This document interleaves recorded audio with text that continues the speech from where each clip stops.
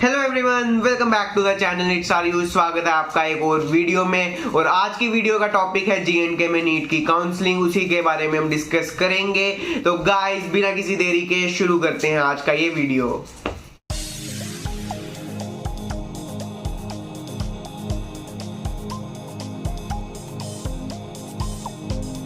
तो जैसा कि आपको मालूम होगा कि हाल ही में सुप्रीम कोर्ट ने, क्या नहीं मालूम है आपको, तो चैनल को सब्सक्राइब कर दो क्योंकि चैनल पे मैं आपको छोटे छोटे अपडेट्स देता रहता हूं। तो यहाँ पे अगर आपको नहीं पता तो मैं बता दूं कि सुप्रीम कोर्ट ने हाल ही में काउंसलिंग जो है वो अलो कर दिया, चाहे फिर यूजी की हो या फिर पीजी की हो, दोनों के लिए उन्होंने काउंसलिंग अलो कर दी है। और इसी के साथ काफी ज्यादा चांसेस हो गए हैं कि J&K में भी नीट की काउंसलिंग काफी जल्द शुरू हो जाएगी, क्योंकि J&K बोपी की तरफ से ये कहा गया था दिसंबर में कि जब भी एससी का जजमेंट आएगा उसके तुरंत बाद ही हम काउंसलिंग शुरू कर देंगे।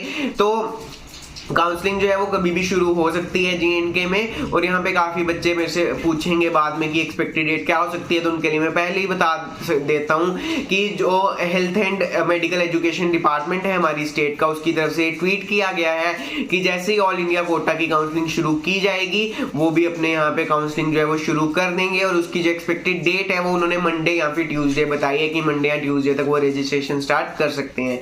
तो यहाँ पे ये तो बात है कि कब तक काउंसलिंग शुरू हो सकती है, लेकिन जो मेन टॉपिक है आज की वीडियो का वो ये है कि आखिर काउंसलिंग में कितने सारे स्टेजेस रहने वाले हैं और उन स्टेजेस की कितनी ड्यूरेशन हो सकती है। तो उसके बारे में मैं आपको वीडियो में बताऊंगा। और तो ये मैं आपको बताऊंगा लास्ट ईयर के डेटा के बेसिस के ऊपर। तो वहां यहीं पे हम शुरू कर देते हैं। तो मैं 1 मिनट फोन ले लेता हूँ, यहाँ पे मैंने सारा डेटा जो है वो स्टोर किया हुआ है।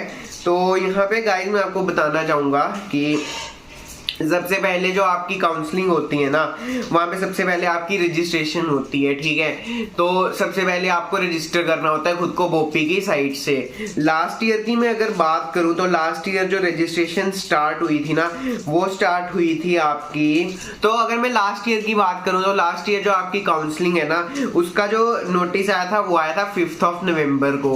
और उसके बाद 7 नवंबर से जो रजिस्ट्रेशन है वो शुरू कर दी गई थी। लेकिन क्योंकि इस बार जो है काफी ज्यादा टाइम ऑलरेडी हो चुका है, आप सोच सकते हो जनवरी आ गया लेकिन अभी तक कोई भी मतलब काउंसलिंग का नामो निशान नहीं है, रजिस्ट्रेशन कुछ शुरू नहीं हुआ है। तो इस बार हो सकता है कि डायरेक्टली जो है रजिस्ट्रेशन शुरू कर दी जाए, जिस दिन नोटिस आए उसी दिन रजिस्ट्रेशन को शुरू कर दिया जाए। तो वो तो खैर हमें आने वाले टाइम में ही पता चलेगा, लेकिन हमारे लिए मेन जो जानना जरूरी है वो ये है कि आखिर कितनी देर रजिस्ट्रेशन चलती है। तो लास्ट ईयर 7 से रजिस्ट्रेशन शुरू हुई थी और 7 से लेकर 12 नवंबर तक रजिस्ट्रेशन चली थी। तो आप लगा करके चल सकते हो कि अप्रोक्सीमेटली 6 डेज दिए गए थे, 1 वीक रजिस्ट्रेशन के लिए दिया गया था लास्ट ईयर। और इस साल भी आप यही उम्मीद कर सकते हो कि आपको 1 वीक मिलेगा रजिस्ट्रेशन के लिए। तो यहाँ पे 12 तक रजिस्ट्रेशन कराई गई थी और रजिस्ट्रेशन के बाद जो PML थी यानी कि हमारी प्रोविजनल मेरिट लिस्ट, उसको निकालने की डेट जो रखी गई थी वो 15 नवंबर रखी गई थी। तो पहले आपको 1 वीक जो है रजिस्ट्रेशन कराई गई थी और उसके बाद 2-3 दिन के गैप पे PML निकाली गई थी। अब यहाँ पे ये जो है ना, ये तो लगेंगे 2-3 दिन लगेंगे, क्योंकि रजिस्ट्रेशन के बाद आपको PML बनानी होती है। तो रजिस्ट्रेशन के लिए, तो उसके लिए आपको 2-3 दिन लगेंगे। तो हम उम्मीद कर सकते हैं कि सबसे पहले हमारी रजिस्ट्रेशन होगी, रजिस्ट्रेशन के अंदर हमें 1 वीक दिया जाएगा और उसके बाद 2-3 दिन का गैप लेके हमें PML दी जाएगी। अब यहाँ पे मैं ये भी आपको बताना चाहूंगा कि लास्ट ईयर जो आपकी PML आई थी ना, वो थोड़ी सी और डिले हो गई थी, मतलब 15 को नहीं आई थी, वो 18 को आई थी, क्योंकि रजिस्ट्रेशन जो है उसको 3 दिन बढ़ा दिया गया था। 12 को खत्म होनी थी, उसको 15 तक एक्सटेंड किया गया था। तो यहाँ पे 3 दिन उसको और बढ़ा दिया गया था, 9 डेज दिए गए थे। और उसके बाद फिर 15 को खत्म होके 2 दिन लिए थे PML बनाने में और 18 को आपकी PML आई थी। तो पिछली बार जो है 9 डे रजिस्ट्रेशन के थे और 2 दिन जो है वो PML बनाने में लगे थे। उसके बाद आपकी PML आ गई थी 18 को। लेकिन क्योंकि इस बार टाइम कम है तो मुझे लगता है कि जो इनिशियली जो रखा गया था 6 डेज का पीरियड रजिस्ट्रेशन के लिए लास्ट ईयर, वही इस साल भी रखा जाएगा और उसको एक्सटेंड नहीं किया जाएगा। तो आप उम्मीद कर सकते हो कि 6 डेज की आपकी रजिस्ट्रेशन होगी और 2 दिन उसमें PML में बनाने में लगेंगे और 8 डेज के बाद यानी कि 9th डे को आपकी जो है वो PML आपको मिल जाएगी। तो ये एक तरफ आपका हो जाता है जब आपको PML मिल जाती है। उसके बाद आपको चॉइस फिलिंग करनी होती है, या फिर आप ये कह सकते हो कि असली काउंसलिंग जो है वो आपकी उसके बाद शुरू होती है, PML आने के बाद। अब लास्ट ईयर जो PML थी वो आपकी आई थी 18th को, और 18th को आने के बाद जो आपकी यहाँ पे काउंसलिंग शुरू की गई थी उसका नोटिस आपका आया था 30th को, हाँ 30 नवंबर को आया था। तो 12 दिन उसमें लग गए थे पीएमएल के बाद काउंसलिंग शुरू करने में, लेकिन क्योंकि फिर से इस साल काफी ज्यादा टाइम हो गया है तो यहाँ पे काफी कम चांसेस है कि इतना ज्यादा टाइम लिया जाएगा। हो सकता है कि पीएमएल के जल्द थोड़ी देर बाद ही 2-3 दिन में, या हो सकता है कि उसके अगले दिन ही आपकी जो काउंसलिंग है वो शुरू कर दी जाए। और यहाँ पे लास्ट ईयर जो काउंसलिंग है उसके लिए आपको यहाँ पे 30th से शुरू की गई थी वो, और 3 दिसंबर तक चली थी। तो 30th और उसके बाद 1st, 2nd और 3rd, तो 4 दिन आपको दिए गए थे काउंसलिंग के लिए, जिसमें आपको चॉइसेस फिल करनी होती है कि आपको कौन सा कॉलेज चाहिए, तो वो सब आपको भरना होता है और उसके लिए आपको लास्ट ईयर 4 दिन दिए गए थे। तो 3rd को ये आपकी चॉइस फिलिंग खत्म हुई थी, और 3rd के बाद फाइनली जो आपकी मतलब जो पूरी फर्स्ट सिलेक्शन लिस्ट आई थी वो आपकी 7th को आई थी। तो 3rd के बाद 4, 5, 6 3 डेज लिए गए थे, और 3 डेज के बाद 7th को आपकी जो फर्स्ट सिलेक्शन लिस्ट है वो आई थी। तो यहाँ पे अब मैं अगर सम अप करूँ तो सबसे पहले आपकी रजिस्ट्रेशन होगी, जिसमें लगभग आपको 6 डेज दिए जाएंगे। उसके बाद आपका जो है प्रोविजनल मेरिट लिस्ट आएगी, उसको बनाने में 2 दिन अलग से लिए जाएंगे। तो 6 + 2 8 डेज के बाद यानी कि 9 डे को आपकी पीएमएल आ सकती है। तो ये आपका आप एक तरह से कह सकते हो कि फेज 1 होगा पूरी काउंसलिंग का, जिसमें आपको रजिस्ट्रेशन करनी होगी और साथ में आपकी पीएमएल आएगी। उसके बाद थोड़े दिन के गैप के बाद आपकी काउंसलिंग कराई जाएगी, जिसके अंदर आपको 3 to 4 डेज दिए जाएंगे, और उसके बाद 3 डेज के फर्दर गैप के बाद आपको फर्स्ट सिलेक्शन लिस्ट मिल जाएगी। तो टोटल जो प्रोसेस है उसके अंदर 6 + 2 8 और 9th डे पे पीएमएल, और उसके बाद 4 डेज आप काउंसलिंग के लगा लो, चॉइस फिलिंग के लगा लो। तो 9 + 4 13, और 13 का 3 डेज और 16 डे, यानी कि 17th डे पर आपकी जो आपको फर्स्ट सिलेक्शन लिस्ट है वो मिलेगी। मतलब ये जो है ये इतने दिन तो आपके लगने ही लगने हैं, 16 डेज तो लगेंगे, क्योंकि देखो पीएमएल बनाने में भी 2 दिन का टाइम लगेगा, और उसके बाद जो आपकी फर्स्ट सिलेक्शन लिस्ट है उसको बनाने में भी 2 से 3 दिन का टाइम लगेगा।